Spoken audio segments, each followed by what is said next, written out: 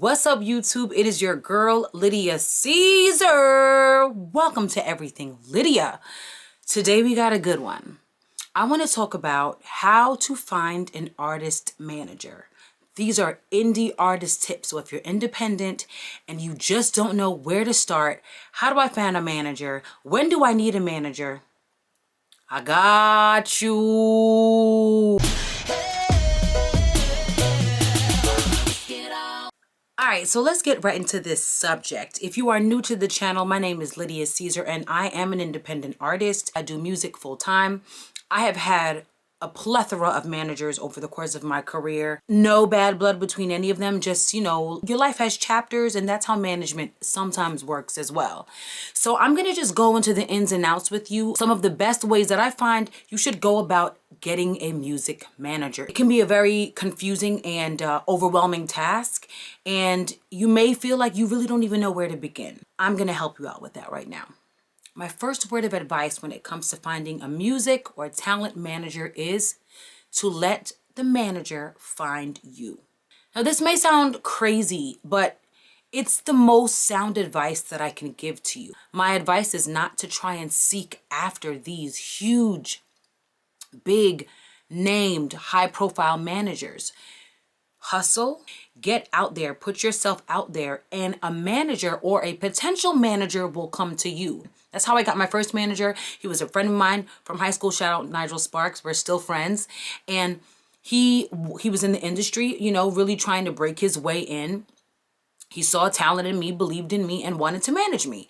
And he really told me time and time again, I want to manage you, but I felt like I didn't have anything to manage. So I kind of ignored him. He got me entered into his showcase. He showed up at the showcase with a suit on, very professional, and I wound up winning the show. And from then on, he was my manager, right?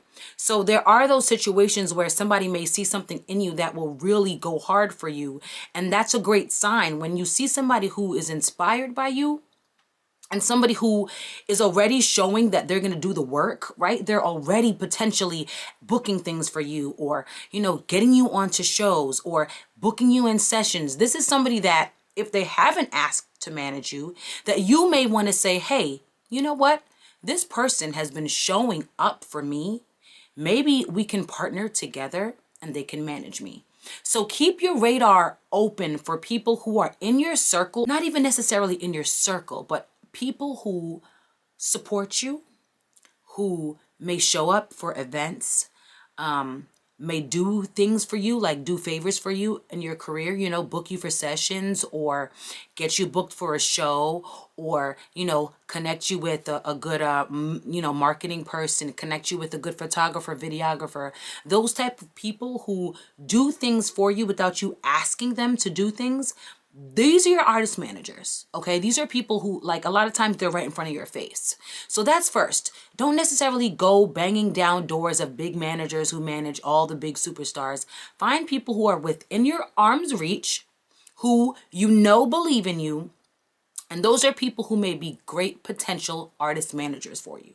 My next tip is to make sure that you choose a hustler, a go-getter, somebody who you see is ambitious.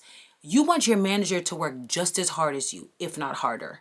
Like, you need the type of manager who's going to be like, yo, step your game up because we got moves to make. You're a star and I'm going to make sure that you pop off, but you got to do the work, right? A manager who's going to pep talk you on the days that you don't necessarily feel up to the job or like you want to do it, because let's just keep it real. Like anything else, even if this is your passion, there will come those days where you will be discouraged.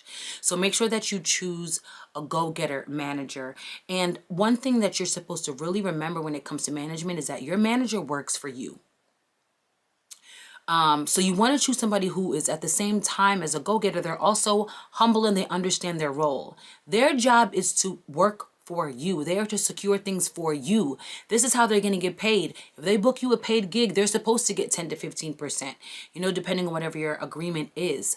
And just a word of advice on this plane, if the manager is more known with more connections, then you can give up that 15%. If it's a new manager and they're kind of beating the pavement with you, then you guys can settle at 10%, just to kind of like give you a frame of reference for when you're negotiating the percentage that your manager is going to get. But just don't forget that this person's job is to secure bags for you so that you guys can both eat, right? And they're also supposed to listen to what you want, what your goals are, so that they can help make those goals become reality. Okay, next is choose somebody who's close to you. A lot of times, and I kind of mentioned this earlier, a manager is right in front of your face. You don't always have to find somebody who is in the industry and who has a wealth of knowledge and who has all relationships and connections. That's great and ideal. But a lot of times, if you're just starting out even, or even if you're not just starting out, even if you're like, you know, a few years into your career, like your mom, your sister, your best friend, somebody who loves you, who wants what's best for you, and who is motivated to see you succeed are people who are right around you. It could be your boyfriend or your husband. And like I said, siblings, parents, friends, right? These people make great managers. I know you've heard of like momagers, you know, moms who manage their kids, because you know they're going to have your best interest at heart. Who's going to go harder for you than your mom or your bestie, you know, or your spouse? Who's going to really, like, literally your winning is them winning as well. And if you guys come together and make a plan, you can really make moves and make connections together, as opposed to you finding somebody who's so well connected, already established with a full plate of artists. You may not even be a priority. And that's the thing. You want somebody who's going to treat you like the gem that you are. So I can't stress enough how important it is to not beat down the doors of these people who are super poppin' and high profile. Work your independent behind off with a friend or a loved one, and you will rise to the place where people in the industry will start to see you. This is something that I know from experience. After my first manager, my next manager was my very best friend. She had a go-getter mentality. She, wanted to do entertainment law. She had just graduated law school. She's literally starving and hungry as a human being, and as an entrepreneur, because she was starting her own legal company as well. So it just made sense for us. We were two women in New York coming up. Everywhere we went, they saw us together. It was a good look. We looked good. We hustled together and made major moves. You know, we made things happen. So it's important for you to not overlook the management that might be right in front of your face. My next word of advice is to make sure that you have something to manage, okay? Do not jump the gun and, you went to the studio, you recorded 2 songs, and you are ready. Okay, the world needs to know your name, and you need a manager to get you out there. Listen, like I said, a good manager will find you, right? How they gonna find you? Because recording 2 songs is not putting yourself out there. So this means you need to be going to shows. You need to be going to networking events. You need to be getting yourself booked for shows, okay? So I mentioned shows twice, right? That means go to events that other people are having where you're not the star. I know it's crazy, right? You want me to support another artist? Yes, I want you to go to a show that's not your show, okay? This is how you are going to meet people. You are going to do what's called networking. You're going to look presentable. You're going to look like the star that you are. And you are going to rub shoulders with other people who may be able to help you advance your career. Newsflash, it ain't always about you, okay? Some of your blessings are going to lie in you supporting other people. It is what's called an artist's community, and the industry is real small. I have been in 2 industries in this country so far. New York, which is probably one of the biggest and most saturated music industries in the country, aside from LA, Atlanta, and Nashville, right? New York is the other one of those, the hubs. So I got my footing in my career started there. Then I moved to St. Louis, which is a much smaller market, but there's still very much an industry here. It's booming and bustling. There are shows, there are opportunities, there are events. And I have managed to navigate my way to the top of both of those cities where I'm constantly being booked, constantly being called on, because I always made myself available. When I got invited to things, I went. You need to learn the power of yes. Do not just be a homebody.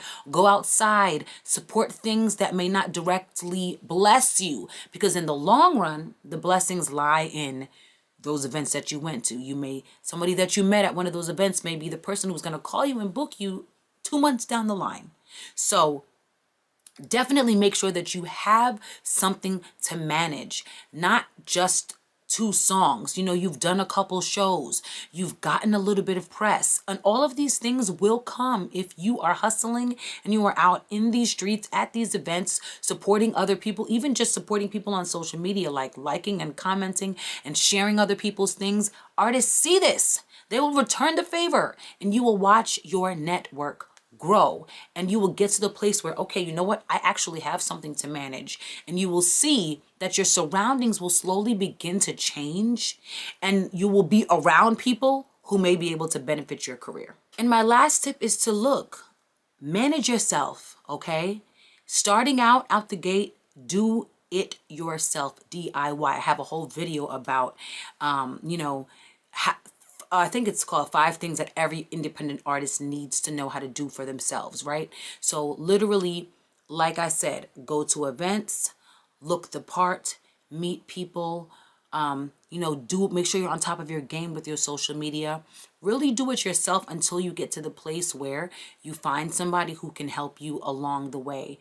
No one's going to go harder for you than you. At least that's the plan, and that's the goal. So make sure you're goal oriented. Make sure you make a list, check off the boxes, make lists, set goals. Once you reach that goal, make a new list with a new goal, and you will get to the place where you're going to be in the right situations and the right people are going to come along and be able to assist you in your career. But it really, truly, as cheesy as this sounds, it starts with you first.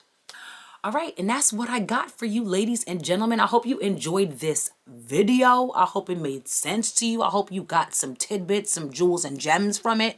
And if you did, visit my other videos. I got a bunch of videos that's going to help you as an independent artist, even videos of me in the studio, going to help you with your recording. And let's all grow together. This is an artist community, like I said, and we need to be talking to each other more like this, because we can all help each other do better. Okay. Go in love and light. Hey.